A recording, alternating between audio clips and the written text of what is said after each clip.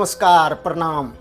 आज हम बात करेंगे पवन सिंह के बारे में। पवन भैया जो है ना, आज पटना पहुंचा हुआ था।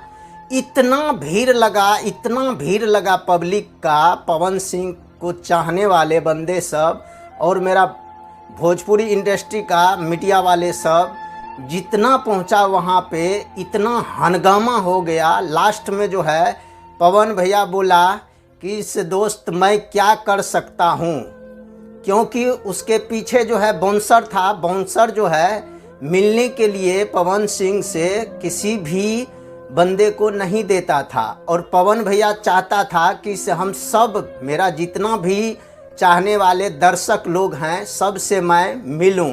बट उसका जो है बाउंसर जो है वो जो है लास्ट में लात घुसा चलाना स्टार्ट कर दिया था। बाद में कई मीडिया वाले जो है अपने जो है वो सब भी न्यूज़ बनाना स्टार्ट कर दिया। दोस्त, पावर स्टार पवन सिंह का 2 गाना इतना धमाल मचाया है मार्केट में कि मत पूछिए। दोस्त, आप लोग से यही रिक्वेस्ट करेंगे कि अगर आप लोग को ये चैनल पे वीडियो अच्छा लगे तो सब्सक्राइब कीजिएगा, लाइक कीजिएगा, शेयर ज़रूर कीजिएगा।